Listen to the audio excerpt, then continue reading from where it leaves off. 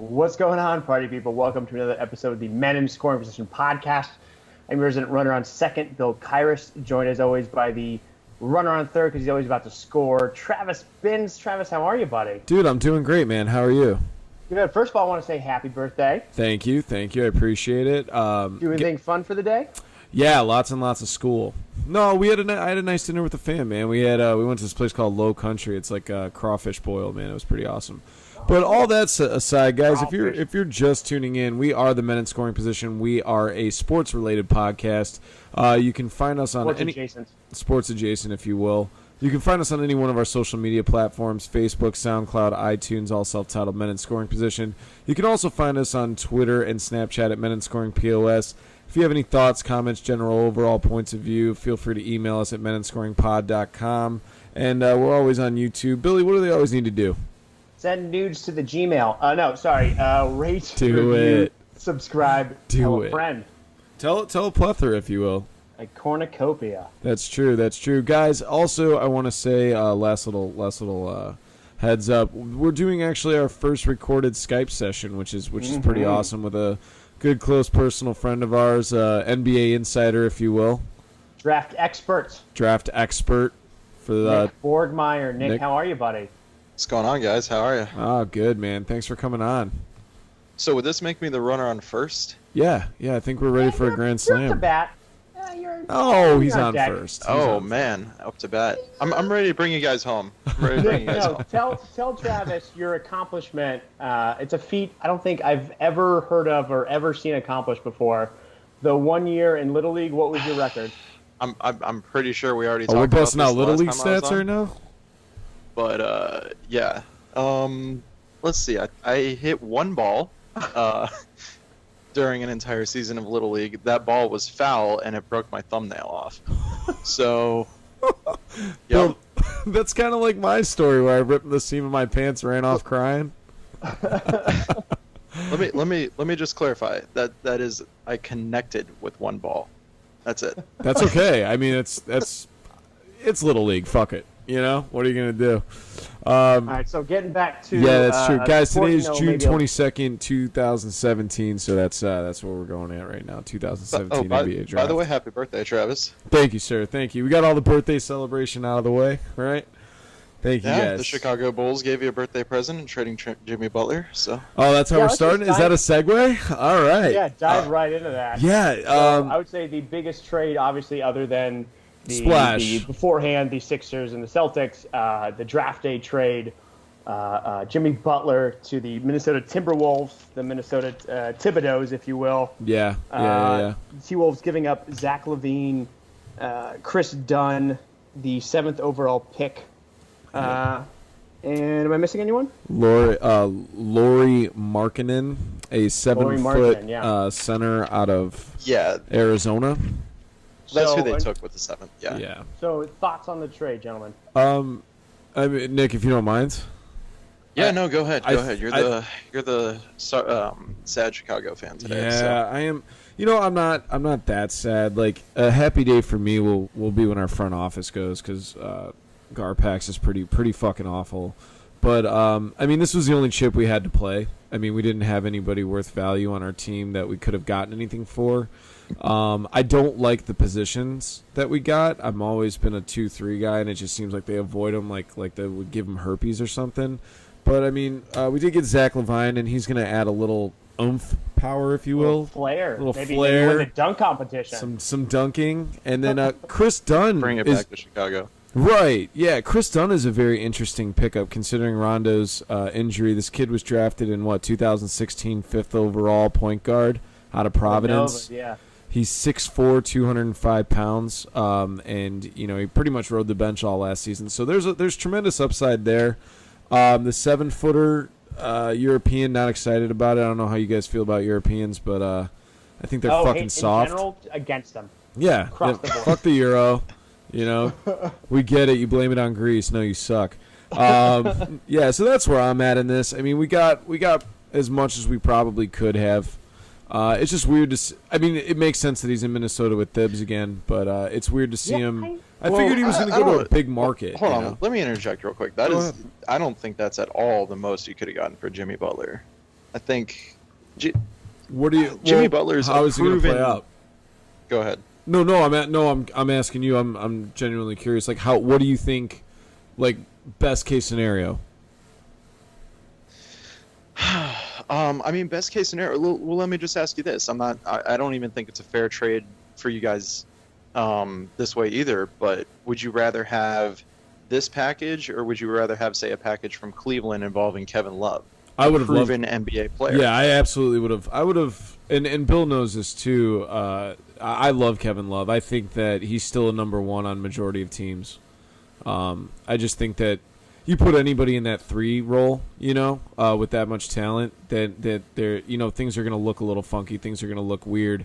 Klay Thompson, Kevin Love, there's other guys like OKC when they had Harden, Westbrook, and Durant. But I'm not comparing Jimmy Butler to those guys, but Jimmy Butler, you're right. I mean, I would have loved to have Kevin Love. Absolutely. The most exciting guy in this trade for me is maybe Zach LaVine, Chris Dunn toss-up. And there's only 3 guys to choose from. So you're right. It's sad, man. This is my life as a Bulls fan. Fucking sucks. The problem I see for the Bulls right now is that you guys basically just traded. I don't know if you're trying to get younger or what's going on, because you have like Rondo and Wade, who are old as shit. Yeah, and then you have weird... and then now you have Markkanen, who's going to be a rookie. You have Zach LaVine, who's going to be in his 3rd year, I believe. Yeah. So LaVine will be interesting. It'll be fun. It's a weird mix of talent and weird mix of just what are you doing players. With Mirotic? What are you doing? Fuck Mirotic. Mirotic can kick bricks as far as the entire city of Chicago goes. But it's weird, man, because last year when they did all these... What's that? Cameron Payne, too. Cameron Payne. We picked up Michael Carter-Williams. I don't know how that guy's in the NBA. It's a really weird team, and they got rid of... They blew up our whole team, right? But when you blow up a team, what do? You go younger, you make trades for picks, you spend some money. We gave, no offense, guys, but we gave Dwayne Wade entirely too much money. And the numbers he puts up are a little eye-popping. Everybody looks at his age. I think he averaged like 19 points in like 30 minutes a game or something like that, with a small amount of shot attempts relatively. But I don't want Dwayne Wade. Nobody in Chicago really wants Dwayne Wade. No one cares if he stays. No one cares if he came. And that's the honest to God's truth. It's not against him. He should. No one wants him. He's useless to us right now. Right. I do believe a little too far. I promise you, he's not. He doesn't have that legacy. You guys got him last year. I remember you were singing a different tune, sir. You were ecstatic. What did I say? No, I wasn't. I believe the conversation. No, I was quoted saying I believe that we're poised to win the 2009 championship. End quote. with him and Rondo. Ah, man. I mean, we definitely avoided a lot with the fiasco that unfolded in New York, whether that be New York or whether that be Jakeem and Derrick Rose, but. But yeah, I barely cared about the 2016 Chicago Bulls, and then they made the playoffs, which was interesting. Yeah, over our team, I was getting back to the original point here, though, sure. Is it seems like, I mean, I don't even know the team as currently constructed now. I mean, I guess we'll see what happens with Markkanen, but I mean, are you guys poised to make the playoffs? What are you guys trying to do? I don't know, and that's another thing if too. If you end up in that 8th seed again, I mean, you're kind of in limbo. We're always in limbo. That's just where we are until Garpax leaves. That's just where we're gonna stay. It's unfortunate. It's how it is. I mean, we don't ever have a shooting guard. We don't, and the one time we finally develop this kid, and we ship him off for 3. Who gives a fucks? Yeah. That was definitely like 50 cents or 75 cents on the dollar trade. I mean, couldn't have said I don't know what Markkanen can turn into, but I mean, there's a lot of hype around Mirotic too. Oh no, I think they're somewhat similar players as far as that goes. So you have to see. Maybe because they're tall white European guys, but kind of remind me of each other. So the thing look at the position players too. It's interesting with teams like that, when the Bulls totally reconstructed, there's usually 2 options. One is that you break it all down, you go super young, you build for the future. The second is that you either try to win now or try to sell tickets now. Right. And it seemed like the Bulls did both. They didn't choose one. They just added. They're like, let's get 2 backcourt players who can't shoot. right? Who are 30 or older, and look at trade our position away players. like Taj for younger people and all. It was just weird. That hurt. That really hurt. And it seems like you guys basically did like a lateral move, but a lateral move slightly downward, so that either ends you up in exactly the 8th position again in the playoffs, or you're not even in the lottery. It's unfortunate. You guys ended up beating the Heat by a game, and we started off the season 11-30. Right. So. Well, and another thing too is like we have 7 point guards, like fucking like 5'4s. You know, like it's ridiculous when you look at how many position players we have that are overstacked. It's like I would bet to say that Garpax and Hoiberg like avoid 2s and 3s. Like that's just they have zero interest in it. If it was up to them, they could just play 1, 4s, and 5s. Is it crazy to think that with how much the Knicks seem to be trying to get rid of Porzingis to maybe have flipped Jimmy into Porzingis in some way? I would have taken Porzingis. What's the guy? The kid is a stud. Those were rumors coming out. I think Phil kind of addressed it and said that he, of course, is listening to trade offers, but he's not necessarily like actively pursuing anything, or he's like, it's like, yeah, of course he's going to listen to him. Well, let me ask you guys, who's the best? Who would have been the best free agent available? The best free agent or the best trade for Butler? No, not even take Butler out of the mix. Who's the most important guy that can be shipped off this season? From any team. So are we including Porzingis into this? Yeah, Porzingis. You could say Porzingis, Love, Paul George, CP3. Who's the guy that Porzingis, right? Because of the upside. Porzingis, because of the upside, he's young. He's a unique talent in the sense that he's a true stretch 5, a stretch 4. Right. He can play down low. He can shoot very, very well. Right. He seems like he's pretty sturdy. Like he's not really. He doesn't seem like he's too much of an injury threat. With Jimmy Butler, Paul George, what you're getting is basically just a watered-down version of Kawhi Leonard or LeBron James, whereas Porzingis is a man of his own. And that's unique. Let's put it this way: if Porzingis is flipped for Love, for instance, in the Cavs, would it be crazy to say that team has a much better chance against Golden State? No, absolutely not. I think they do. No, absolutely. It's not crazy to say. If you put Porzingis on the 2016 Cavaliers, holy shit, you're talking about an entirely different breed. You're almost talking about. What you don't? What do you think, Bill? I see you shaking your head. Neither of them are going to dominate down low. So, like, I think one of the big differences, obviously, other than the fact that we'll get into the draft soon. Going back to last year, the 73-win team added Kevin Durant, and the year before the Cavs slowed the game down, they used Thompson to clean up the boards to dominate down low, and yeah, that worked out.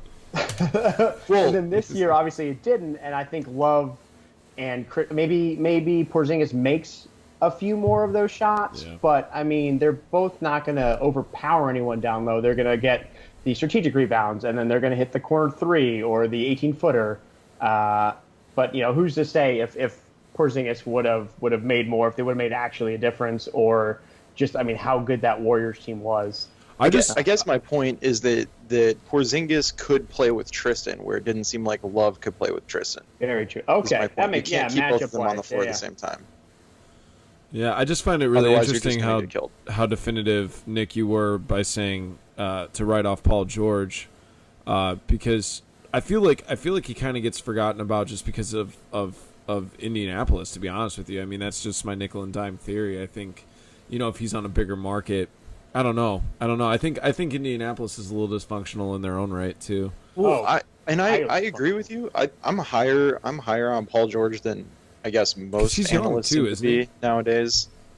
I'm sorry. How old is Paul George? He's not that old. 26. 26. Yeah. So 27. Yeah, in sports years that he's getting there. Well, the point is that I vacillate between Jimmy Butler and Paul George. I don't know which one I like better. I kind of like Jimmy Butler a little bit better in the sense that I think that he's more of a tenacious defender, and I always lean towards defenders. But I mean, Paul George is a matchup problem for people, for sure. He's got long arms. He's very, very athletic. Explosive. He's very explosive. I guess it seems like he can't.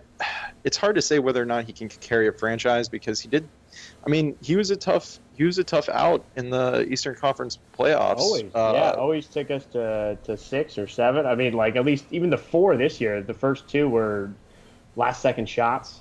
Right. And they scored 115, I think, or 110, like most of the 3 Yeah, well, I mean, and it took a 26-point second half comeback for the Cavs, and I mean, you know, maybe that's an indictment of the Pacers themselves, but I mean, Paul George is the only reason why they were there. It was funny to see kids playing a couple years ago with, like, the Indiana, like, willingly picking Indiana. They're like, oh, Roy Hibbert, Paul George, fuck yeah, this is my squad. Oh, yeah.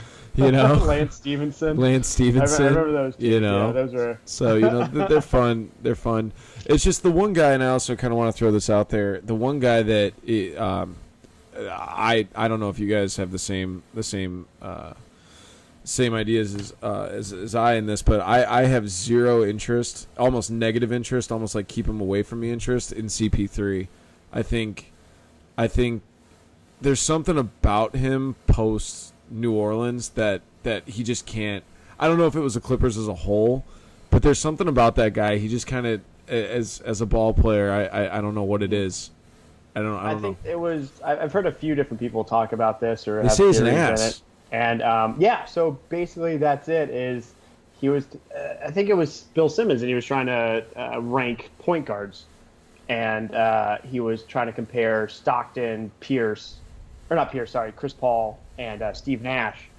And he's like, the main difference that I can find between Chris Paul and Steve Nash is Steve Nash would get you the ball where it's best for you, and Chris Paul would throw the ball to where you're supposed to be.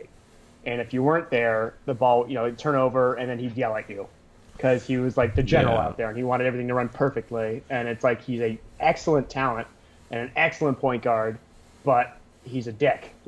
Yeah. Well, don't get me wrong. A lot of really good players are dicks. They're not always the most likable, but I think you have to have a little bit of hardware, or at least. I don't think. I mean, correct me if I'm wrong. This is off the top, but I don't think Chris Paul's ever gotten out of the second round of the playoffs. No. Never made conference finals. Never made a conference finals. So I mean, like, where's that false sense of entitlement come from? You know what I mean? Like, you gotta question that. It's like, well, chill the fuck out, Tonto. I think he's always been the best player on his team, though. Has he though? That's probably where it comes at from. Wake, I think they made a Final Four with him. Yeah, that's and great. They've always won 40, 45, 50. Like, he's always had a winning record. He's like the playoffs. Phillip Rivers of the NBA. The Phillip Rivers. His numbers are really good. That's not a terrible comparison. All right, so both Hall of Famers. Okay, God, so I hate you. I thought we'd hit on what just happened. I think it's still going on. Just finished the NBA draft. Yeah. So we hit on obviously the Butler trade. So before we get into the first overall pick with the Sixers traded the Celtics. Correct, Nick? Run down what that trade was. So yeah, basically the Celtics traded back to number 3, flipped with the 76ers. 76ers with the clear intention to take Markelle Fultz, and Boston claiming that their guy was going to be at number 3 anyway. Mm-hmm. And then what did they got another pick out of that as well. I can't remember. Yeah, they got next year's Lakers picks, which is, I think, if it's not between 2 and 6, then they can swap it for a Kings pick. And then they have coming up, I think Boston has 2 first rounds next year, 3 first rounds the year after, and 4 firsts the year after. Boston's really stupid with what they're sitting on in the draft. Which is why why we were talking about the Butler trade, and I think you could have easily gotten 3 first round picks for Butler. Like, you could have got Crowder, Smart, and 2 first rounders. Which goes back to my original statement of until Garpax leaves, man, I'm telling you, they're incompetent at best. But then who's to say if Danny Ainge was offering that? It's like he has those, and he seems like he's stockpiling. Sure. Well, they were trying to be aggressive at the beginning of the 2016 season. I really thought that they were going to land somebody big last year, because it was Boston, and then and it's painfully evident, or not painfully evident, but it's evident now how far they went off of the talent that they possessed. What, Horford and Thomas? That's it. You know what I mean? You get a couple names in there, and Boston's a serious contender. And I think that's the prevailing thought or rumor is that there was originally they were going to go after Butler. They had ties to Porzingis, but again, who didn't? And then links to Gordon Hayward. So it's like they need a little more talent, need more shooters. Man in the NBA. Yeah. So the Sixers end up taking Markelle Fultz, of course. Nick, what are your thoughts on Markelle Fultz?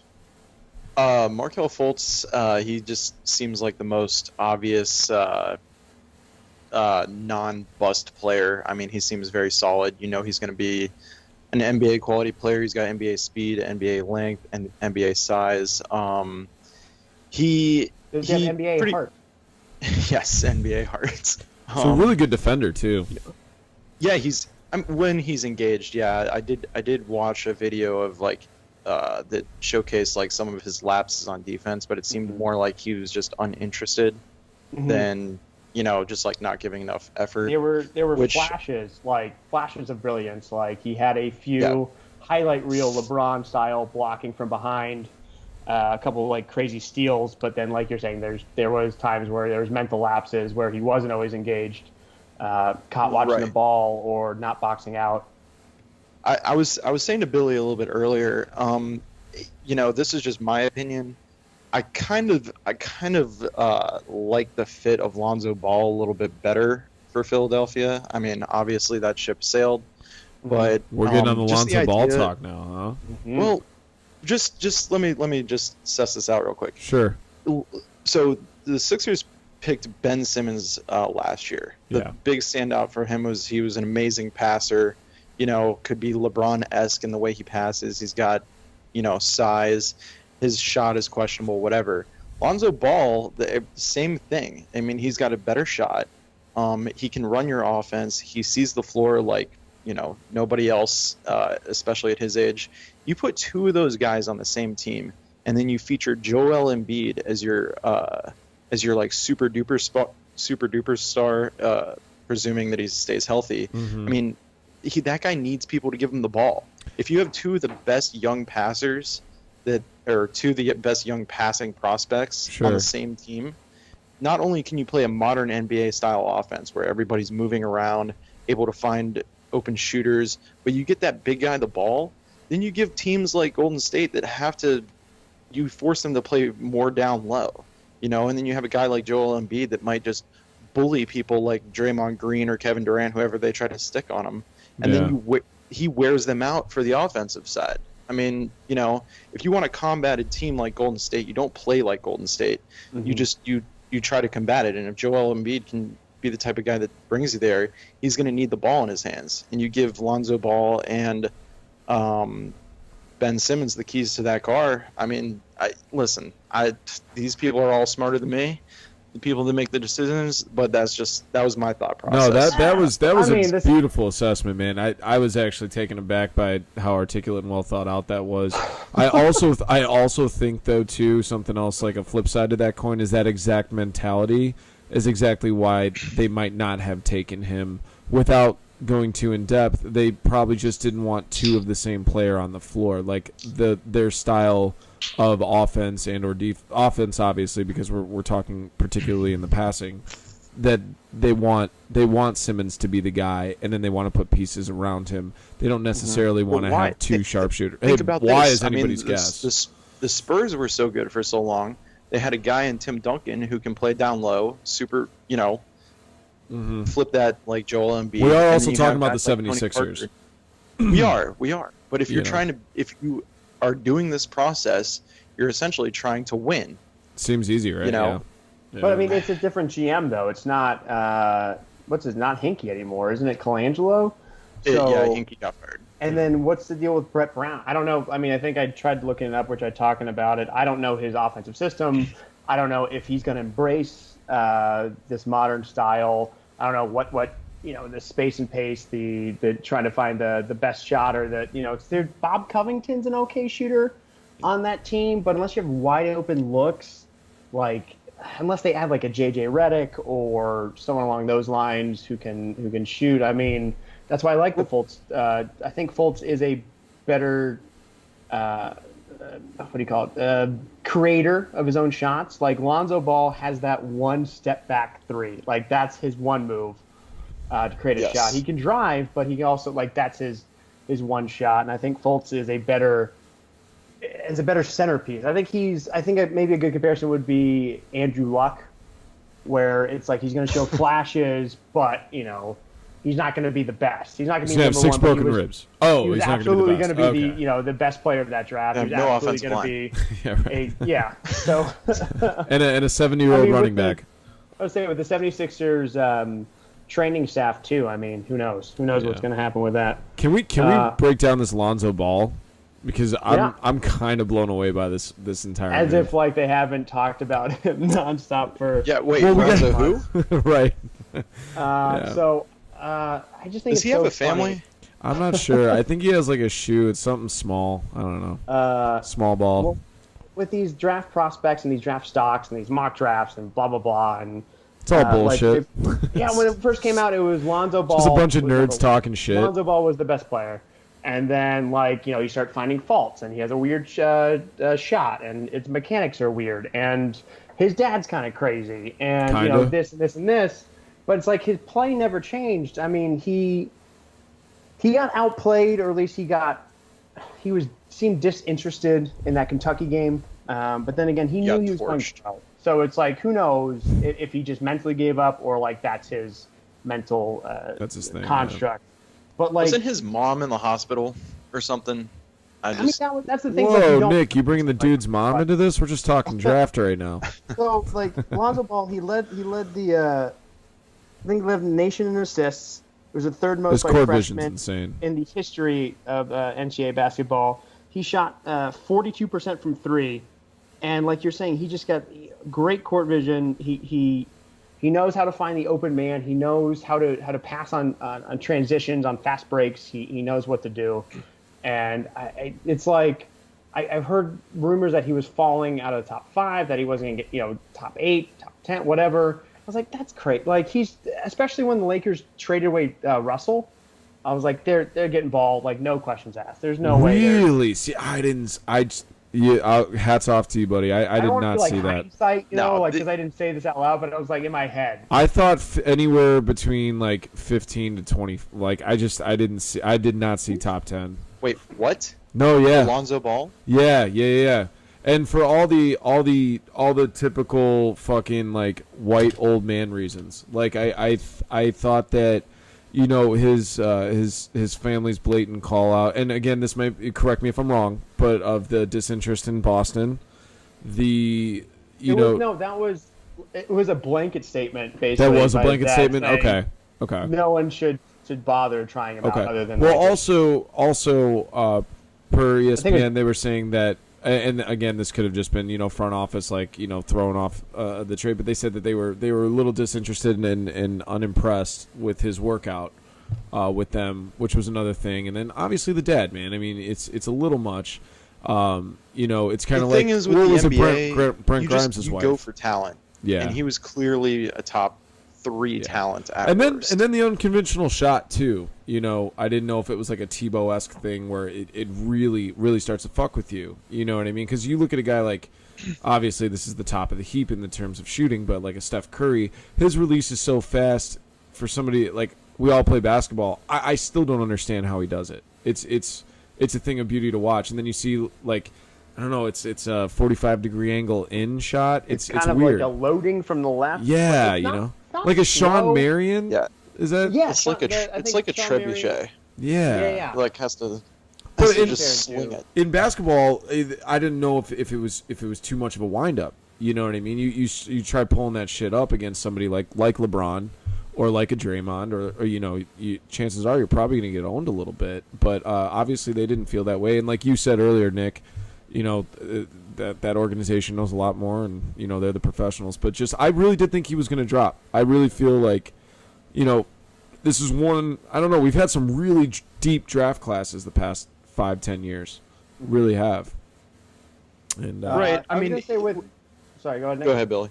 Oh, no, okay. you go ahead. With Lonzo, I was gonna say is like obviously his shot worked in college. The 3-pointer is a little closer. I think it's like 3 or 4 feet in. Yeah. He still shot over 40%. He still created the distance to quote unquote load it up and shoot it. Now, if in the NBA it doesn't work, you have to be able to trust your scouts. And when they find this guy, how does it translate to pros? And it's like he doesn't have as much time as he did in college. So if it does.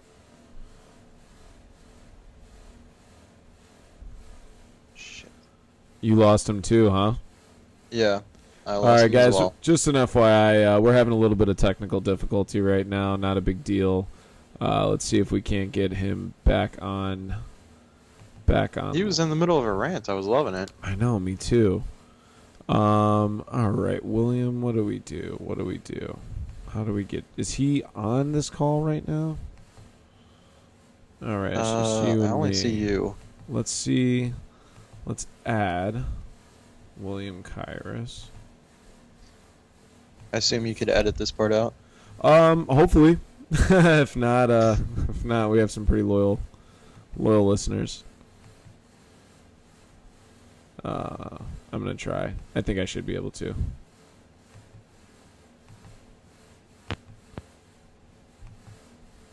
Hey, sorry about that. Hey, there he is. There he is. All right, Cool. we're back. We're back. As you were saying, Bill. Oh, so it's if it turns out that shot doesn't work, he's still again amazing passer, amazing distributor of the ball. Oh, distributor. And he can still drive if nothing else. If he takes a few years to figure out a new shot, and even if it never comes, he still can be a guy who who drives at the end of the games, who just mainly distributes the ball, and still be one of the top 10 point guards in the league. I think he has amazing talent. So I mean, I think it's a good pickup, and they still have Randall. Stud. Who's on there? Nick, who's on their team? What, for the Lakers? Where's our NBA insider? Where's our NBA insider who doesn't zone on during? Yeah. They still have Julius Randle. They have what's his name? Okafor. Jalil Okafor.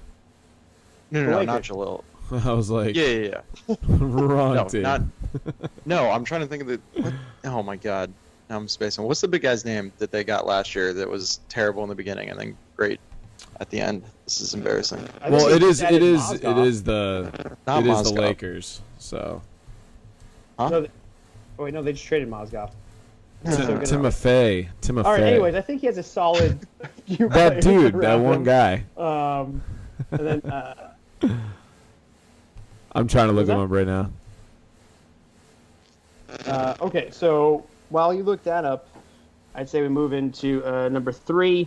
The Boston Celtics, aforementioned Boston Celtics, ended up picking up Tatum, the small forward from Duke, Jason Tatum. Yes. What are your thoughts on Tatum? Oh, Ingram, by the way. Brandon Ingram. That dude, not Melvin Ingram. Yeah, Ingram. Got it. Cool. Brandon Ingram. That is right. Okay. Boston Celtics. What did they get? Who did they get? They got Tatum, right? Shooting forward out of Duke. Yeah. Yeah, that's right. I actually really, really like Tatum, and I think that was a perfect pick for them because they have about 1,000 guards, and they needed a guy that could play the forward position. They were desperately needing that. I'm not sure that technically really moves the needle for them that much, especially this year. But I mean, going forward, I really like that pickup. He's got a nice shot. He can play defense. He's physical. I mean, all around, I really liked him. I liked him a lot in college. When I was looking at some of his clips online, I mean, he really popped out, and he seems very versatile. Something that I think Brad Stevens especially can bring the best out of him. Mm-hmm. And the fact, I mean, the report on him was that he was the most polished shooter coming out this year, which especially for Boston when Isaiah was out, they had the one crazy game where they made like 24 threes. But other than that, it's just like they needed a guy who can shoot when they got on the ball. I mean, Jay Crowder is not going to take you there. Marcus Smart is going to shoot under 30% or near 30% from three, and this is a guy who hopefully can be in the mid to high 30s, which is exactly a piece they needed. And give him credit, man. I mean, coming from a small school like Duke, I hope he's going to do well in the NBA. All the disadvantages he had. It's tough. It's tough. I think he only went there like 1 year too. I mean, how many kids do that? Oh, yeah, it's pretty unprecedented. What do they say? I'm Duke blown away. Has had a one and done or a freshman drafted in the top 5 3 years in a row. That's insane. Well, Kentucky's got to be right up there too, yeah. So Kentucky, I learned that stat today too. It's pretty cool. Was that Calipari at Kentucky has had at least one player in the top 10 for 10 years in a row. That's insane. I don't think there's got to be nobody even close to that.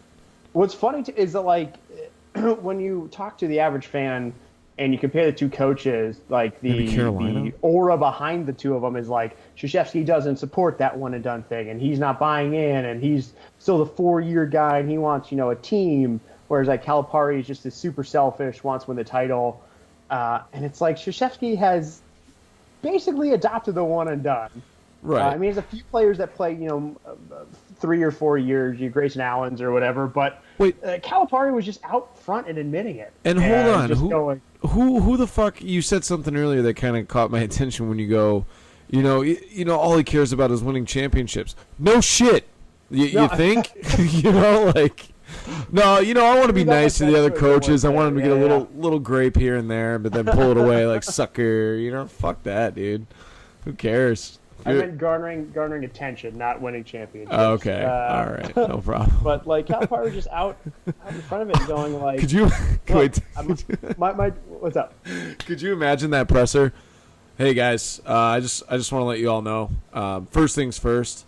I'm not here just to win championships. Okay, that's not. I'm here to get guys drafted. I want people to stick around for 4 years, and if somebody can get their slice of the pie, by all means. Let's do it, So, what I was going to finish up saying with Calipari was that he was basically saying that a job as a college basketball coach, is to prepare the kids for their future career and their future careers in the NBA. So whatever you can do to facilitate it, just one and done, get them attention, get them blah blah blah, get them in there. Right. Anyway, sorry. Plus, you don't want to risk injury. He seemed to be enjoying the draft more than some of the players.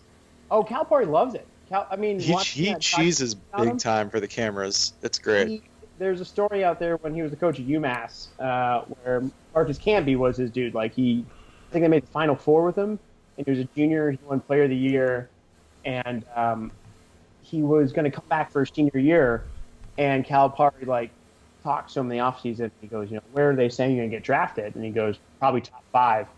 And he brings him in the office, and he takes the scholarship and rips it in half and goes, no longer play for UMass. You're going to the pros now. Wow. Yeah, it's just I don't care how my team. You need to go to the pros. You need to take care of your mom. You need to take care of your family. But yeah, so that's Calipari. Great. Moving on to number 4 pick, Josh Jackson. Love this kid. Small forward from Kansas, Kentucky. Kansas. That's okay. Sorry. I thought he was my favorite college player. 2 schools of thought on where he went to school. Kansas, Kentucky, same thing. Yeah. So he's your favorite player? He was, yeah. Watching him in the in March Madness in particular, dude, he's a beast. He's an absolute beast. I think he's going to transition super well. Plus, I also have a weird thing, and I think a lot of other NBA fans do. I have a weird thing for Phoenix. I don't know what it is about that team, but I always want them to do well. You know what I mean? It's that one team you're kind of pulling for. The Nash and the all those guys. But I don't know. I've always kind of liked them since they got Barkley because I love Barkley. Phoenix and Sacramento are my two you got the white chocolate history. I don't know. There's something about that team. Either way, I can't explain it. But this kid is a fucking monster, dude. If he stays healthy, I think he's going to have a direct impact immediately. Obviously, that's what you would do. How concerned are you about his shot? Because it looks broken. I mean, I don't know. I'm not that concerned, to be honest with you. You think his shot looks broken? Yes. I think on a scale from Chuck Knobloch throwing the ball to first base to Steph Curry, where are you at with confidence? That's a wide spectrum. Ooh, man. Well, Nick, also to kind of I'm somewhere in the Tim Tebow throwing a touchdown Hail pass. Mary. Oof. Eek. Fuck. Well, all right. If this kid, he's got a motor. He's a hustler. Yeah, he does. His vertical too, I think, is pretty insane. Like that was something. Was he the one? No, Tatum was the one who dunked with a 65-pound vest on. Nice. Was that Tatum? Yes. Nice. Yeah, that was Jason Tatum. And he's a slasher too for a bigger guy. I think he's like what, like 6'9", 6'8", or something like that.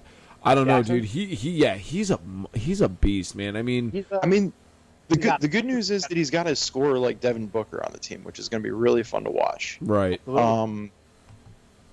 The problem, I'm afraid. I really like Josh Jackson. Yeah, I love guys that I'm play curious defense, as to. I said. He's physical. He's like you said. He's a gamer. He wants to go after the ball on every possession. He doesn't take possessions off. Is it his height that concerns you? Like, no. Well, the shot concerns me, and me personally, I'm concerned because I was really high on Michael Kidd-Gilchrist coming out, and he is, same thing. Prided himself on defense. If he could just fix the shot. I'm in the gym every single day. If I could just, exactly. If he could just fix the shot. I don't think his shot is as broken as Michael Kidd-Gilchrist, but I mean, in the NBA, if you can't shoot, what can you do? Right. Hustle. Especially if you're playing guard. If you can't, if teams just do not respect your jump shot, I mean that affects where you can pass the ball. Right. I mean that's a really interesting. He becomes basically useless in the fourth quarter on offense, and he's just out there by himself. I mean, I think he's a very versatile defender, like you're saying. He's a decent passer, and it just obviously if he can fix, at least make it a good shot.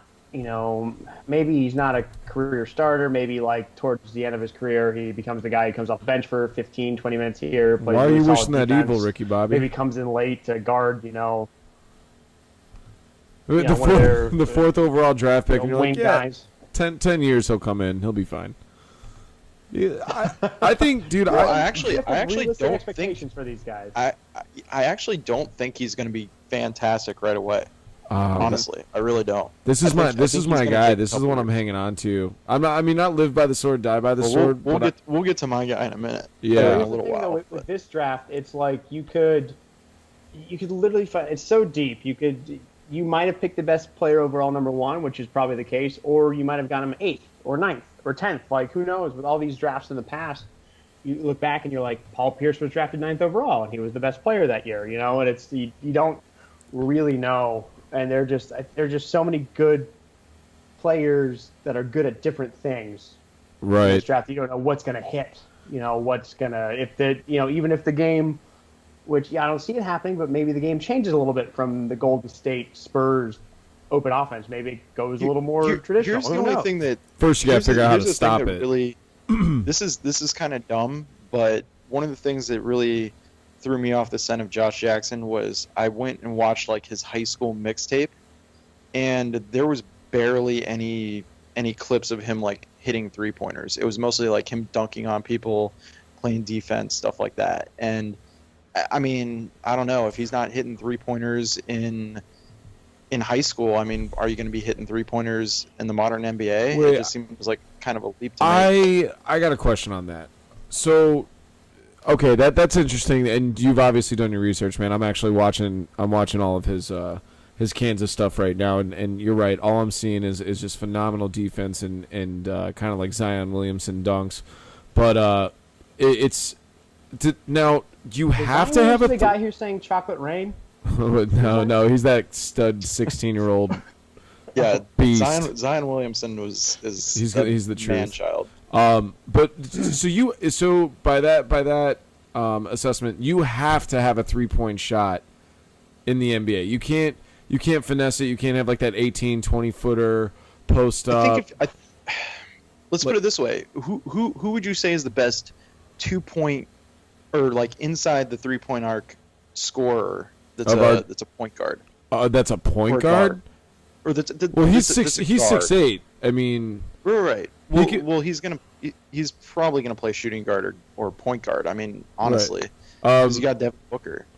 Well, like, I guess he could be comparable to, like, say, like, and this isn't his style of play by any means, but you're saying, like, that height, that position, like, on a mellow down year, that could be like what he would do, you know, if he develops a fadeaway. And no one's even saying, like, we don't really know. I mean, he might not be able to hit the NBA 3-pointer, but he's a very phenomenal. I love this kid. I'm just kind of blown away. But like you said, you watched high school tape on him. I mean, that's impressive. But I don't know. I was more just curious to see if he had a shot in high school. Yeah. Which I mean, I don't know. It just wasn't on his mixtape. Well, he's pulling it. He's pulling. Maybe it was the people recording him or making the tape. Right. No. The style they ran, and he was just the best. Obviously, my point is, like, even on the Zion Williamson thing, they threw a couple 3-pointers in there just to show that he had a little bit of range. Yeah. I mean, I just thought it was weird. I think I saw like one clip of him shooting a long range shot. I mean, it was just it was just a little jarring to see. Concerning, if you will. Yeah. Yeah, exactly. So Okay. I mean, granted. Anyways, go ahead. Yeah. I was gonna say, moving on to a guy who's it's 38% from the three. 38% for Josh Jackson. Yeah. Okay, that's not bad. I mean, I said, it went up at the end of the year. He was like 20 something at the beginning, and then like the last 13 games he shot like 50, but he only but his he didn't take nearly as many shots, I don't think. So. So I was just gonna say, moving on to pick number 5, a guy whose shot from three is also in question, but he's super fast. De'Aaron Fox. Quick like a fox. He's from Kentucky, point guard, drafted to the Kings. I mean, they're saying his speed is like John Wall-esque coming out there, and he's. Do you think that's a good fit for Sacramento? Do you think he's gonna absolutely be effective in his first couple of years, or? You go ahead, Travis. I'll let you take it first. I don't really have too much to say on De'Aaron Fox. Obviously, we all saw the game. But the speed is interesting in basketball to me. I find like slashing and all that is important, but like how much importance do you truly place on speed? Quickness, speed, doesn't impress me that much. Like, I mean, that's awesome. I don't know. Like, all I'm saying is like he's super fast like John Wall. That's great. I mean, when I watch John Wall, the last thing I give a shit about is how fast he is. I like how he finishes, how he drives, so on and so forth. And so, which is a result of him his speed. Okay. Yeah, as a result of him getting a little bit of separation from his speed, from his moves, from his. I guess I'm just being a stickler for speed and quickness, but it's irrelevant. No, I understand what you're saying, because quickness helps create separation more than speed does. Right. Speed's more used for getting back, stopping fast breaks or running fast breaks. Sure. Even driving the lane, but quickness helps you create a shot, shake a defender, create separation, things of that nature. Yeah. And I agree. I would prefer quickness, but I think he is not lacking in quickness at all. No. He's okay, yeah, like in Madden, like a 98 speed, 93 acceleration. So it's not like he's right. He's not. But he definitely. I mean, the 24% from three. Yeah. Ugh, and a lot of people had De'Aaron Fox going over Lonzo Ball in this draft too, in a lot of mocks that I saw. Those people are idiots. Okay, Nick, take it away, brother. I mean, yeah, agreed. I mean, obviously they're just trying to garner attention to their blogs or whatever. But right. That's been. I mean, like I said, the whole hyping up Ball, then like bringing him down, and then bringing him back up, and finally just realizing he is where he is. I mean, he's the second best player. I mean, they should have just went with it, but yeah. I mean, I think he's a good pick for them. I think it'll be fun, but yeah, again, it's just tough when the 3-point shot is so valued nowadays. Especially in, I don't know who he even has in Sacramento that he can pass to. That's the thing. Why draft somebody? And we'll get to that in a second. Actually, fuck it. Let's just talk about it now. Do it. Sacramento had a chance at number 10 to take Malik Monk, the guy that he played with in Kentucky, who's by all accounts a knockdown shooter. Some would say the best shooter in the draft. I mean, There's an argument there, but I mean, he can shoot. Sure. Freakish shooter, honestly. Like he can, and he's great at shooting with a hand in his face. He doesn't mind taking contested shots. I mean, they played great off of each other. If you could build off of those two young talents, I mean, and that solves your backcourt problems right there. Yeah. And then you build from there. I mean, that, and what they got, like, they traded 10 to get 15 or 16, I think. 16, they traded to Portland for they drafted Zach 15. Yeah, I think they got a couple picks out of it though. Yeah, but I mean, what? I mean, no, you're right. That's definitely an opportunity squandered right there. I mean, it's an opportunity squandered. These guys already know how to play with each other. True, very true. It's just, I mean, to me, that was just. I was really high on Malik Monk going in anyway. I mean, he's a crazy athlete. He plays physical. Yes, I mean, his biggest downside is defense, but I always feel like NBA defense can be taught, especially if you play in a defensive scheme. Mm-hmm. I mean, shit, Steph Curry is like a capable defender now because he plays in a defensive scheme.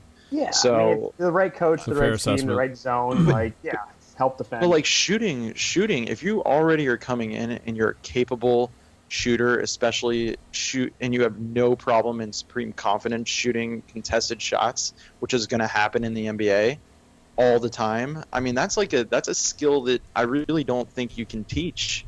And I mean, you got a guy coming in that can do that, or a guy that could come in and do that, and they're both young, both the exact same age. I mean, that seems invaluable to me. I loved Malik Monk because there really wasn't too much downside with him. I mean, like everybody said, he was one of the best athletes. Him and Dennis Smith. Like I said, I mean, again, just a crazy good shooter. He could play some pretty decent on-ball defense, but I mean, him and Fox, they worked great together. I don't know why a team would pass up on that to get and trade down to get 2 extra picks later in a draft. Then again, you're trying to find logic in a team run by Vlade Divac, who, I mean, the Kings have been known. Dude, the Kings rosters. Sorry. Pay me money, Kings, because I mean, Jesus, like I feel like anybody that knows anything about basketball would be able to decipher that. I don't understand how. I mean, I understand trying to get assets, but I mean, unless they were super, super down on Malik Monk and the next 10 guys in the draft, I don't know why they would make that move. I was blown away when I saw that. I was like, oh my God, are we off the top of your head? Can you think about whether even in other sports where they drafted teammates like that in the same year? No, that's the thing. They never do it. So I was like, is this actually going to happen? And then it didn't happen, and I was like, of fucking course, because it never does. Yeah. We never get to see that. It's, I mean, something always happens, and I have no idea why, especially when you have two guys that played on the same team and played off of each other so fucking well. Yeah. And they run your backcourt. It's crazy. It's not like you're talking about a 1 and a 4. You're talking about a 1 and a 2. I mean that's just, I don't know. I mean that's your what? That's your Wall and your Beal right there, right? I mean that's your Wall and your Beal, same exact age. Yeah. I mean, right after Sacramento took Collins, though. I mean the next pick, they're like, okay, we're snatching him up. Oh yeah, no. What's funny was I've been texting Nick past couple days, and he's just been going on and on and on about Monk. And then when he kept dropping, it was shades of a couple of years ago when Justice Winslow fell to the Heat at 10. Yeah. And he was like, "Can we really get Monk at 14?" Yeah, and then of course he gets taken immediately. Yeah. Oh God, that reminds me of Billy on NFL Draft Day when who did you want? You wanted that tight end. Yeah, that's right. But you got the tight end from Alabama though. No, exactly. I was totally happy with it. Yeah, but it was funny. He was like, "Dude, I don't know. I mean, we're right in the middle of the pack. If I had to make, I mean, he was like pacing the room. I'm like, calm down, babe. You'll be all right. It's whatever God has planned, I was so mad when we didn't get Dalvin Cook to the Bucks. Yeah, I know Billy doesn't agree, but yeah. That's something too. Little just for whoever's listening to our NBA breakdown. Now your fandom, you're for those of you who are listening, you're in Florida. Correct. Right. Yeah. Now, whereabouts in Florida Came back from Tennessee. I'm in South Florida, about an hour north of Miami. Okay. Where Donald Trump likes to call home on the weekends. Oh, nice. Yeah. Okay, and now so you avoid that. Are you a Florida-based team? Are you Florida-based the whole way, like Bucks, Lightning, Heat, all that? Panthers. Panthers, okay. Bucks, Heat, Florida State. Florida State Rays. USA men's national soccer team. Or Miami. What the rate? What's that? Tampa Bay baseball. What's baseball? Okay, fair enough. Duly noted. All right, so for those of you who are listening, this is Nick. He's our NBA insider. He's the guy. NBA is his jam. You see what I did there? Come on. Jam NBA. Nobody. Fucking tough crowd. Is in case you couldn't hear earlier or understand when I say we, referring to me and Nick, we're talking about the Miami Heat. That's right. So we're both huge Miami Heat fans. So I thought we'd go ahead and move a little further north of Miami. 6th overall pick. They always seem to be right there, right? Orlando, the past couple of years, have been like pick number 4, pick number 5. Yeah, kid from Florida State. Hey, guys, can you hold on 1 second? Someone's knocking on my door. I will be right back. Sure. I don't know what's going on. We try to run a professional podcast here at the Men in Scoring Position, but sometimes people knock on doors. Nobody talk. No, I don't want dead air. I don't know if I can edit this. Oh, you can't edit it. Okay. I might be able to. I'm sure I can, but I don't know what the hell I'm doing. You know, we used to have a guy for that, right? Yeah. We'd have a chicken back. We'd have a beer guy. We'd have that guy. Now it's just you and me, babe.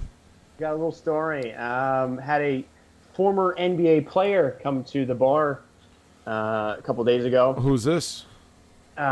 Played for. I'll give you a hint. Okay, he played for the Celtics. Probably best known for playing for them. He later played for the Heat and I believe the Mavericks. Okay, was he part of the championship run? Part of the championship Heat team.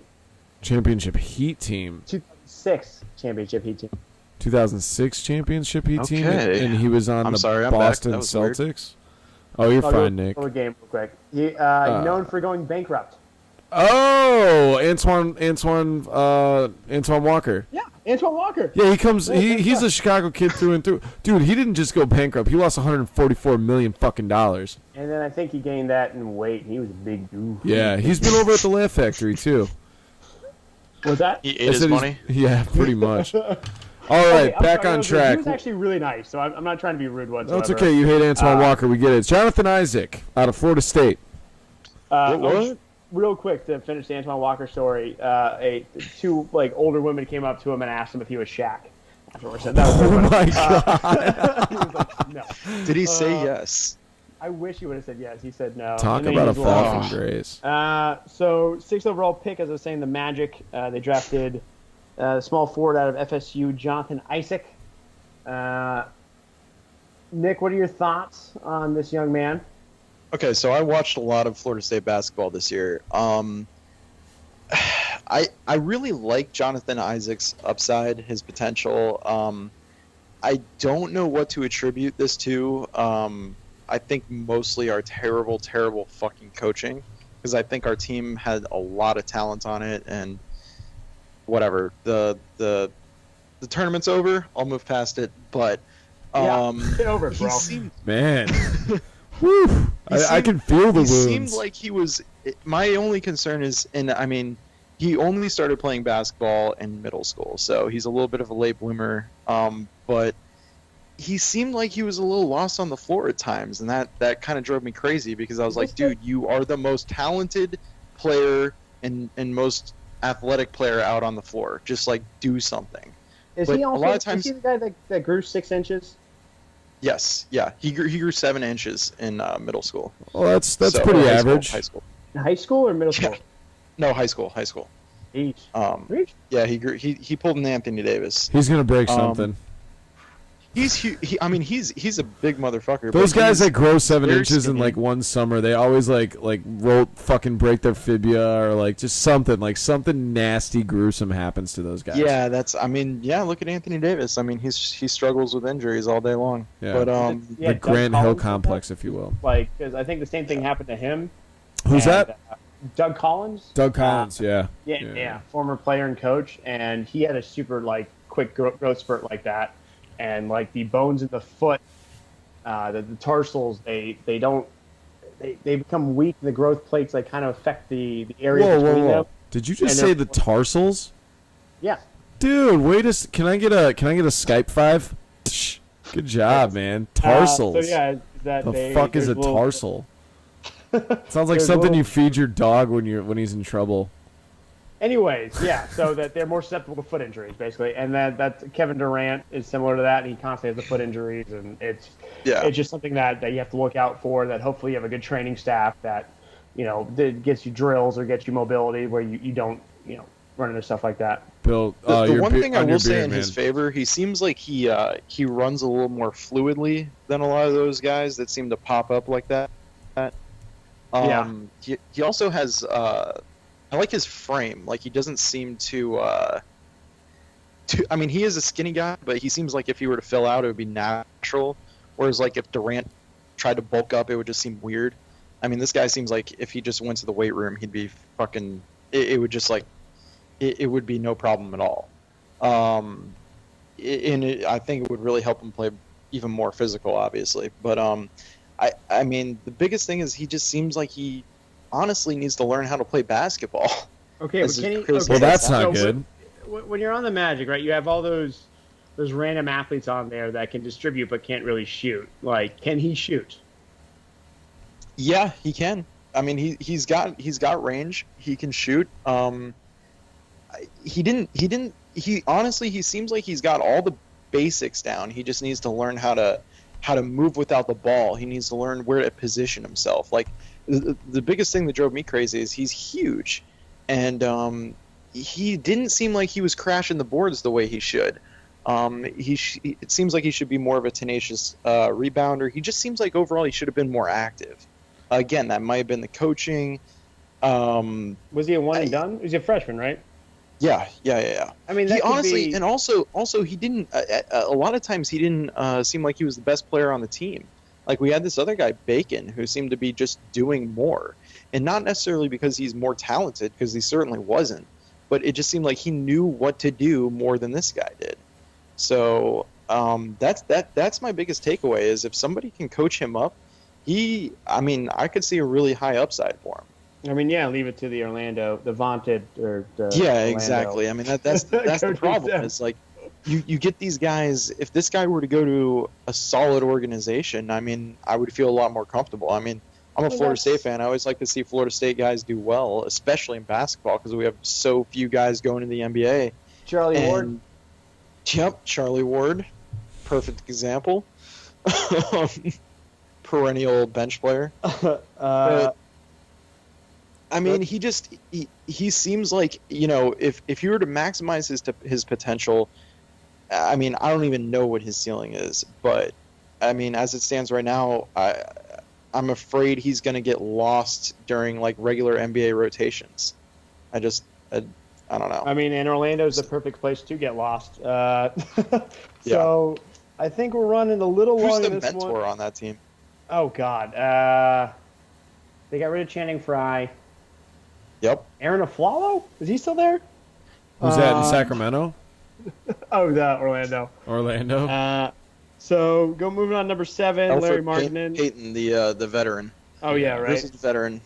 I fucking hate this. Larry Markkinen, who ended up getting traded to the Chicago Bulls. I fucking Bulls. hate this. I think he was the first top 10 pick out of Finland. Ugh, dude, Arizona. Right? I mean, he's from Finland, though. Yeah, who gives a shit? Dude, come on, dude. We need a soft 7-foot white European in the paint, like with bad feet. That's our 7th round draft pick. That's who we chose. Dude, like Nick, you have to find the Chicago Bulls organization and front office of the past 3-5 years like comical at best. Oh, I love it. I fucking hate Chicago. No, but take your bias aside. It's a fucking joke. No, it really is. There's a lot of moves that you guys made that baffled me. I mean, the whole thing that happened with Derrick Rose, that's really. I don't even know how I would have dealt with that. What are you talking about? The rape or the knees? The knees. Okay, the knees. Okay, because dude, she's totally cool with gangbangs, quote unquote. Yeah, no, but all right, I'm not gonna make rape jokes. It's not a rape. It wasn't a rape. He didn't rape. Yeah, right. That sounded oddly racist, Nick. Anyways, Jameis Winston's an accent. No, it's ridiculous, man. Like, I fucking hate the Chicago Bulls organization. Like, you can't give these tickets away, by the way, even when they were in the playoffs. Are you done with them? Are you done with the Chicago Bulls? I'm watching them sparingly. Water is fine. I watch maybe 20 games a year during the regular season. Then if they make the postseason, I watch it religiously. But there's nothing to watch. They're sad. It's sad. I feel bad for the players. I feel bad for the organization, and I feel bad for the fans most of all. Because there's guys like us, and then there's professionals that try to analyze what the Chicago Bulls organization does and the players they draft and the scheme. I couldn't tell you if any of the players are behind Fred Hoiberg. I couldn't tell you if any of the players are going to be here in 3 years. Like, we're a fucking joke. We suck. We absolutely suck. And I don't care if we make a seed or not. Like we were talking about at the beginning, it's like this team doesn't seem to have a direction. Has no identity, no direction. It's not trying to win now. I don't understand what it's trying to do. We gave Dwayne Wade like $50 million for 2 years for a farewell tour. Okay, did you see real quick the quote he said about he gave his numbers and he was like, if I was 25, I'd be making a 5-year, $150 million deal. He's got a point. He does have a point. But in today's NBA, he has an absolute point. I mean, of course, you're going to get paid more if you're 25 versus 35 for a multi-year deal. Like, why the fuck would you not? That's a kind of a silly point to make. Yeah. And he could have made that money because that's what's kind of known as a legacy deal. Right. As in, you stick with one team for your entire career. I don't know. Maybe you win 3 titles. Maybe they rename the county after you that you play in. Maybe give you a road somewhere. You're gonna have your jersey retired by them. Yeah. So yeah, I mean, it's like maybe the most beloved player in the entire franchise, franchise history. Well, but look at our last couple draft picks, and in no particular order. These were our high draft picks, right? Bobby Portis, okay, Doug McDermott from Creighton, and Hall of Famer. You know, like, are you fucking kidding me? And then we go all out for Michael Carter Williams. Dude's a fucking joke. We pick up Rondo. Great. He had a. You know who else did that? You know, Nate Robinson, man. You get one good season out of these point guards, and then you ship him off. Yeah, you guys, Rondo, I kind of like, but you guys always have that annoying point guard that just I don't know how they won a few playoff, like DJ Augustine. Yeah. Nate Robinson. And then Mirotic. You guys think Kevin? I kept hearing a lot of Cleveland fans, like true Cleveland fans and bandwagon Cleveland fans, all go, Kevin Love is super hot and super cold. I'm like, that is Mirotic in a nutshell, except he rarely gets super hot. And he's mainly lukewarm. He's mainly he's the kind of water you put your friend's fingers in to piss the bed. I mean, he's not that good. Let me ask you this: as a Chicago fan, if you Nick, you there? Let me fill in the blank. If you're a Chicago fan, do you bring back Jordan? Yes. Do you bring back Jordan? I thought we move on to any more notes I got going on here. I was going to talk to Nick about the Heat. So that's hot. I got nothing else. See what I did there?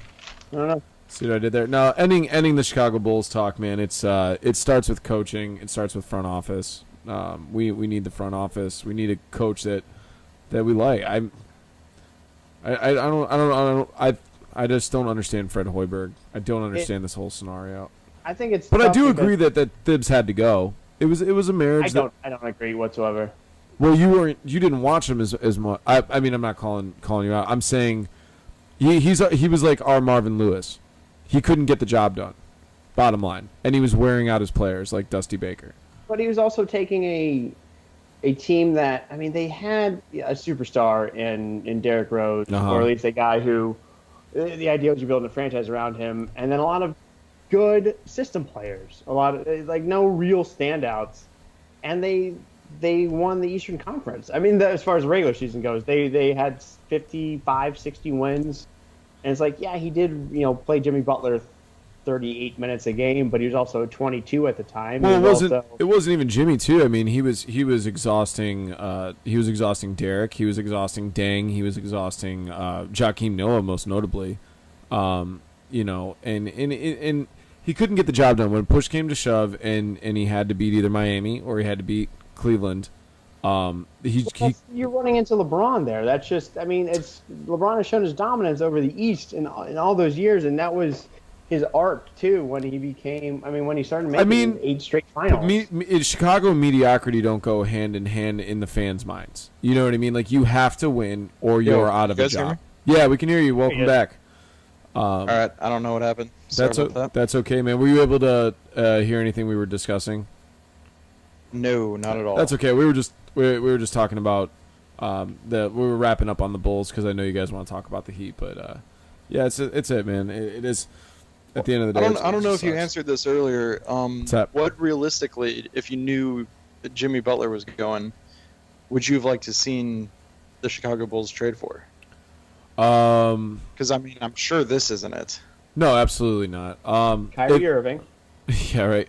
I'd like Kevin Durant, Russell Westbrook, maybe throw in James Harden in a first round next year. Yeah. That'd be great. No, realistically, Kevin Love would have been nice. I weirdly enough would have liked Kevin Love over Kristaps Porzingis right now. And then I think a top 10, 15 pick this year and maybe a conditional pick next year of sorts, first or second round. But yeah, I think that superstar trade would have been fine for me. Fine for most of Chicago, to be honest with you. I mean, it's crazy to me that they'd be willing to trade Jimmy Butler for somebody, for essentially people that aren't proven NBA players. Yeah. That's crazy to me. It is. Yeah, it sucks, man. Let's move on to the Heat, though. Let's. I know we're running out of time. I think we're running at about an hour 10 right now. So, Bill, you guys want to take this over? Let's do it. Sure. So, again, fingers were crossed Malik Monk would fall, obviously, after the top 10 picks. He got drafted 11. So I was talking to Nick during the draft, and he was really hoping for the other Jackson. Right? You wanted the other one? Justin Jackson. Instead, I liked him during the tournament. I mean, go ahead. I was going to say, instead we got a man named Bam Adebayo. Is that how you say it? Adebayo? Idris Adebayo. Yeah, power forward, coming out of was it Kentucky too, right? 6'10", 240. Yep. He's a freaking athlete, man. I was I actually looked him up a little bit before the draft because I figured we'd be going for a power forward center type. He's interesting. I mean, especially if you pair him along with Whiteside. They're somewhat the same player. I mean, they both are tenacious rebounders, especially this guy on the offensive boards. Just seems like a beast. He's really physical. He's 6'9". It seems like he just wants to dunk every single time he gets the ball. He also is really good at positioning himself. He can, obviously that kind of goes with being an offensive rebounder, but he's really good at just like snaking his way underneath the basket. And he's extremely athletic. Actually seemed like a pretty decent passer for his size, or for his position especially. But from what I saw, almost zero shot. I mean, I couldn't even find clips of him shooting the basketball. So, and that's of course, this would be anyone's answer after you just got drafted or before you get drafted. But they asked him about that, and he said, "Oh no, it's gotten much better." And they're like, "Oh, do you have any tape of it?" He's like, "No, just trust me, it's gotten a lot better. You'll be surprised." So I guess we're right. He's a smooth talker. Let's put it this way: if he can't, honestly, my biggest concern is fucking free throws. Because if him and Whiteside can't shoot free throws in crunch time, that's going to be a gigantic problem. No, I mean, there's no way. Whiteside's beloved in Miami, though, isn't he? No, we love Whiteside. We love Whiteside. I'm wearing a Whiteside jersey right now as we speak. I know you can't see me. That's so hot, Nick. Years ago, we were talking about like if you were to buy a Heat. By the way, I'll send you one, Travis. What would you get? And it was I need firewood. Came down to Dragic or Whiteside, and I went with Whiteside there. But yeah, I mean, if Whiteside is amazing. I mean, the fact like his box score and he can put up 18 points and like 20 rebounds, like it's nothing. But when he gets to the free throw line, it's not like so like Drummond and Jordan and those guys that shoot under 50% that really try. Like they actively look like they're trying. Whiteside, I shit you not, I saw him go up there once, kind of just throw it up there, miss it, and then shrug, and then went back and shot another one and missed it again. Like he just doesn't care. I've seen Whiteside play in person 3 times, and 2 things stood out to me. Number 1, he makes rebounding look boring. He just like grabs it, and you're like, oh, okay, I guess we're on offense now. It was pretty remarkable. He's that dominant. Yeah, like he's just like, oh well, they missed, so now I have it. He's like dominant and emotionless.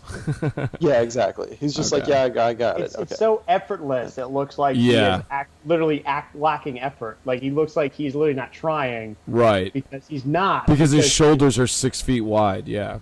No, yeah. So that's why this is the guy who I think was on 3 or 4 teams before he came to Miami. Because it looks he like played in freaking like China or something as well, I think. Yeah. But he, and like Billy was saying, if he should, I mean, shooting free throws it's hard to watch. I mean, he literally just throws the ball up there and just kind of hopes it goes in. It seems like he does not even really care whether it goes in or not either. So guys, I've been watching 4 minutes on Bam Adebayo's highlights. It's like a monster, right? He's a monster, but I've only seen 1 step back fadeaway from 5 feet out. It's all dunks, dude. That's my point. I told you he wants to dunk. I'm doing summer leagues too, just not to get his like Kentucky highlights. You know what I mean? And he's gonna be excited. He's like the Bulls' Zach LaVine, if you will. You know? No, nothing. Well, as I was saying earlier, if you're trying to construct a team that is going to try to compete against the Warriors, you can't out-Warriors the Warriors. Right. And by no means am I saying the Heat are even close to that. Yeah. But if you have 2 big-ass bullies down low, that's a problem for finesse teams. So, I mean, we can give those finesse teams problems. I just worry that Goran Dragic is gonna have no one to pass to that can actually shoot. Other than Waiters, who's constantly just gonna be like, "Give me the ball, give me the ball." Hey, Gordon, give me the ball. Well, I mean, let's see what you guys do. Do you guys have cap space? I think we're okay cap wise, but we don't have any like good picks coming up. Yeah. What do we get? We don't have. What is it, Nick? We don't have one next year. We don't have one next year. We also, I mean, we're in a weird spot where we don't have that many great trade assets, or even trade assets that we'd want to trade. Right. But you guys are also sitting on the fact that it's South Beach. Like a lot of players, like it doesn't matter to them. You know what I mean? Like to be able to play there. I've heard that a lot. Before LeBron, who the fuck else really came here? Why didn't Dan Marino leave? You know what I mean? Like it's that. We're not talking about football. Well, no, it's talking about a legacy team that had like the only undefeated season. Well, Chris Bosh would still be there if he wasn't dying. You know what I mean? Like, he'd be there because that's a different situation. He went there because him and LeBron basically. I mean, we can get into that whole thing another time. But if LeBron wasn't going there, I doubt Chris Bosh goes there. And I know Chris Bosh signed first, but I think these guys all knew they were going there together. So, all I'm saying is if I'm at the option time and I'm smart enough and I'm old enough and I'm not like an 18-year-old kid just happy to like go anywhere, and I'm like 24 and I can get paid to go chill in South Beach and hoop and I'm not ring chasing, yeah, that's absolutely something that I'm going to take into effect. I'm going to take into consideration. The thing you have to look at is obviously as opposed to Oklahoma fucking City. Oh yeah, no, I mean the fact that there's no state income tax. Our president and basically GM is Pat Riley. Yeah. Ever heard of him? Yeah. And then we have a very player-friendly coach and owner. Eric Spoelstra. And then Mickey Arians is the owner, and he's got a good track record, and he, all I'm saying, Nick, is decent organization. Yeah, if you guys have enough smooth talkers in that front office, I mean, somebody can be enticed to come down there. Maybe, I'm not saying like a superstar. I'm certainly not saying we can. I'm just my point is what free agent. I can't think of a free agent that's current or maybe even next year who'd be wanting to come here. Hayward's been linked there for at least a month or so now. A married Mormon dude. I never. Maybe it's just me. I've never felt like we were major players for the Hayward trade or Hayward free agency. Would you really want Gordon Hayward? Like, obviously, sure, really. It'd be great you take him, but are you going to get like super soaked over him? I'm a huge Davis fan, so I mean, I want to see Davis there. So if we're talking Wade Davis, poser for the Cubs, correct? Yeah, great guy, 98 mile an hour fast. Not the brow. Okay. I mean, I think Davis, if you were to give him a solid team, he'd be instantly, people would recognize him as like a top 3 player in the NBA. He is. And I feel like you could do that for him. And Anthony Davis, please come to Miami. I'll say, is this your shout out, pitch, Anthony Davis? We'll be sure to email him this episode. I was a fan of Anthony Davis the moment he went to Kentucky, and I was a fan of him when he was 6'2". When he had 2 brows. He had 2 brows. Oh man. Basically, if you're listening, all NBA free agents come to Miami because why not? So when do you guys get to breathe again? Is it like 2 years out, 3 years out? When do you start getting your draft picks back? When does the money start rolling in? Because that was for what? What did we lose it for? What, 2019? Yeah, for 2019. It was the trade for Dragic, right? Yeah. Yeah. So, and I think 2019. We get it back. I'm pretty positive it's 2019. So that's when we can start loading back up. But I mean, we have a decent core. I think we can be a 6th seed this year. Not like expecting anything too much, but I think we underperformed last year. Honestly, I really do. I thought we were 11-30, and then and part of that is the Chris Bosh not being there, and we had to readjust our offense.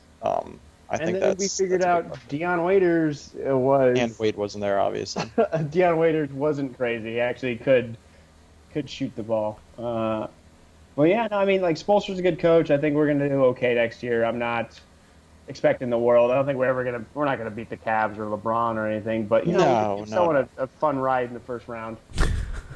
Dude, that's the most deflating statement I think I've ever heard from a sports fan. All hope is lost. Just whatever, man. There is no hope. There is no hope right now in the Eastern Conference. LeBron, I mean, why would you think there is hope? I don't know.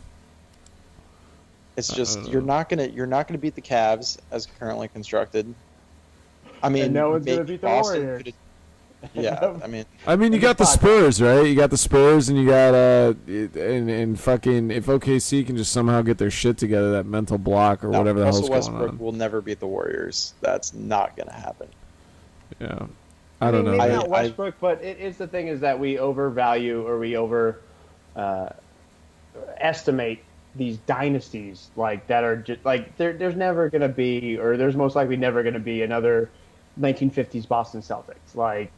The early 2000s Lakers, we thought they were going to last forever. They lasted 3 years. We thought, the Miami Heat were going to last forever. They lasted 4 years where we won 2 titles. I mean, it's like there's ebbs and there's flows and there's a few years here and there. But it's like, I mean, who knows what happens? Maybe a key injury next year to Thompson or Durant.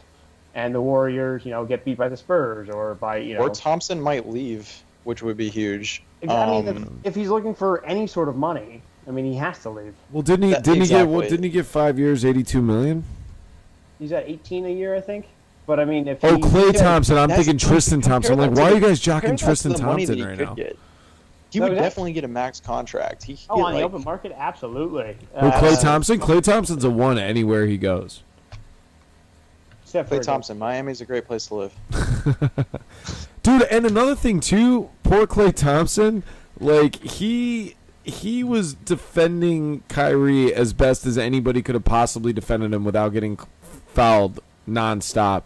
And Kyrie defended LeBron quite a bit too, honestly. Yeah, he's a good defender. Not bad at all. He's a solid defender. No, he's an elite defender. Really? Like, I know people talk about his defense a lot, but I don't think it's talked about enough. Well, then how do you justify like, what those 3-and-D guys? I mean, those guys are really hard to come by. They're not like all over the place. Right. And Klay Thompson's the best 3-and-D guy in the entire fucking league. That's maybe Kawhi Leonard. Yeah. That's wild. It's funny because the past 2 years what Kyrie in the highlight reel, if you will, of the finals, it's but he's like a joystick 99 character when he's on that offensive tear. You know, Kyrie's just that offensively good. These incredible low percentage shots that, I mean, they're just going in, and there's no stat to back it up. I mean, as far as like logic or whatever. I mean, he's taking these weird fadeaways and like these off balance shots, and they're going in. And it's Thompson's playing perfect defense or near perfect defense. That's what I said. Sometimes they just go in. But you were the one, Bill, that was saying that Kyrie Irving is one of the best, if not elite, defenders in the game. Correct? Yes, exactly. My word verbatim. Boys, we're at an hour and a half right now. So I don't know if you guys want to wrap it up. Yeah, you should always wrap it up. I could talk about the NBA for another 3 hours. Was there any picks outside of the ones we talked about, real quick, that you want to go over? Yeah, let's go over him. Dennis Smith from North Carolina. Come on. He went to the Mavericks. He is. Some people say he has the potential to be like the best player in the draft. He's an athletic freak, the most athletic player in the draft. He can shoot. He can defend when he cares. I think that's the only knock on him, really, is that he was in a bad situation in NC State. He did not seem engaged half the time. Gave minimal effort a lot of their games. But I mean, if he were to be locked in and engaged, and a lot of people are saying that when he's presented with a challenge, he rises to that occasion. I mean, he jumps out of the freaking gym. I mean, he's one of those guys where you look on the floor, and when he cares, you don't even have to ask the question. Like, you're like, that guy is the best player on the floor right now. I think Carlisle's a great coach too. So yeah, no, and that's what I was just gonna say. Carlisle's one of the 5 or 6 NBA coaches I think that actually make a big difference, and he, especially with the mentorship of Dirk and Rick Carlisle, I mean, that guy could be a huge difference maker. I'm not saying that he's gonna lead the Mavericks to like the 5 seed or anything like that, but I mean, that guy's a talent. And you know, if the Mavericks were looking for their next big NBA talent after Dirk, he could really be it. It's interesting. It's something you heard it here first, folks. Look out for Dennis Smith. I just want to say real quick, a couple takeaways I have from the draft is, of course, the Spurs don't pick till the 29th pick. Their pick, then they make their pick. It's this guy the guard from Colorado. And I just jokingly said out loud, I was like, this is going to be like the best pick of the draft or someone's favorite pick. And the announcer goes, this is my favorite pick of the draft. Of course it is, because it's the San Antonio Spurs. And there's this big like story behind him, how he couldn't get any, like he had to go to JUCO and then did all these different things and supported his family and, I don't know, raised 17 dogs by himself or something crazy. You know, cured cancer. Yeah, exactly. Right. I feel like it's like those shows now, you know, like America's Got Talent, like everybody had to like survive ALS, you know, or some nonsense, and like they have this huge like backstory. It's like, dude, we get it. Like you're becoming the norm now. Like, oh really? I feel like I have the same philosophy with the Spurs as I do as I do the Patriots. Every team should just ask themselves this question. Would the Spurs do this? And if the answer is yes, then do it. If the answer is no, don't even think about it. Right.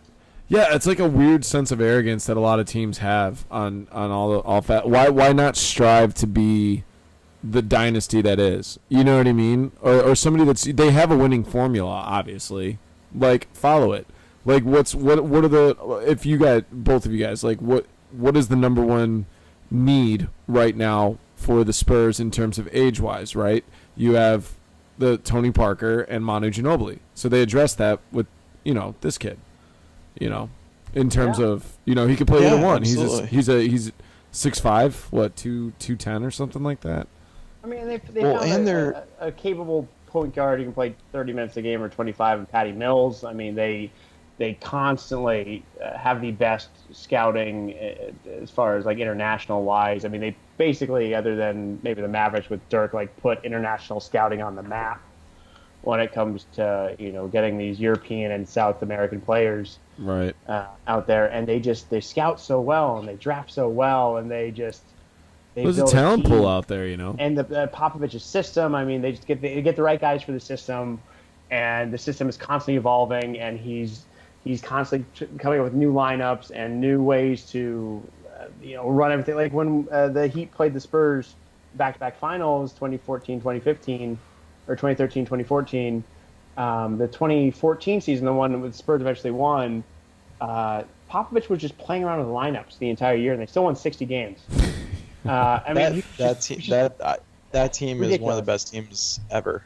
That team is so slept on. I love that team. Oh, no, I didn't sleep on it, man. I love them. Fucking nightmares. Yeah. Danny Green.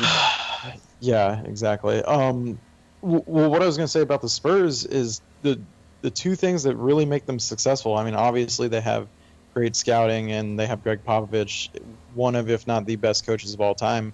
They have the shooting coach that everybody says is like by far the best shooting coach in the entire NBA, which would probably make him the best shooting coach in the world. I mean, and you think about it, basically everybody on that team can shoot. Everybody. Yeah, sure. So, I mean, they can develop any talent.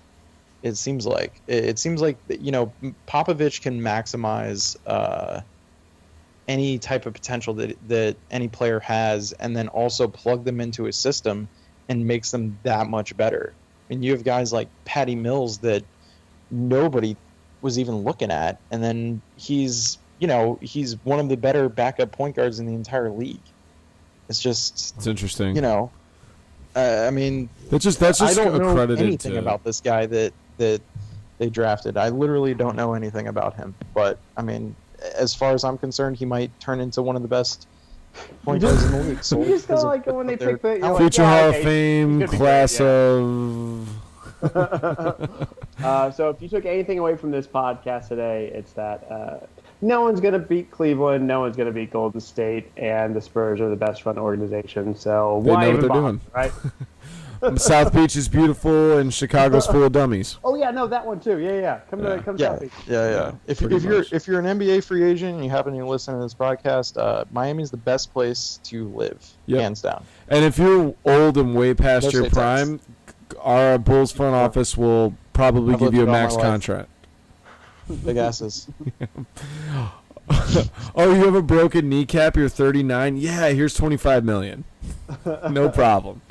Guys, thank you for tuning in to the Men in Scoring Position. Found us on any of our social media handles, iTunes, SoundCloud, Twitter, all self-titled, Snapchat, and Twitter, Men in Scoring POS. You can also email us any of your thoughts about this NBA draft breakdown, meninscoringpod@gmail.com. This will be uploaded to YouTube. Billy, what do they always need to do? Rate, review, subscribe, tell a friend. Tell a couple. Nick, thank you, dude, so much for the analysis and the breakdown. I'm excited to, look at some of the guys that you were pointing out, such as, Dennis and so on and so forth. And NBA draft expert. Let's see if your Bam thank you. Can develop a shot. May I just now, real quick, the last time you had me on, you asked me about my favorite sports movies. I just want to say that I had a horrible lapse of judgment, and I just want to put you on the spot. Legend of Bagger Vance. What is one of my all-time favorites? Will Smith. I could watch that movie any day, anytime, anywhere. It's a little dry, but okay, I'll respect it. Little dry. Ugh. Legend of Bagger Vance. It's like he bangs a chick in front of a kid, and then he sucks at golf, but he doesn't suck at golf. And then there's like I really want you to review movies from now on. An anomaly of a black dude that just like has his back, but then like walks away as a father figure. I don't know. It's weird. It's a weird movie to me. Travis, you're not seeing the field. All right. With that quote, Guys, thank you so much. Awesome. Thanks, guys. Bye.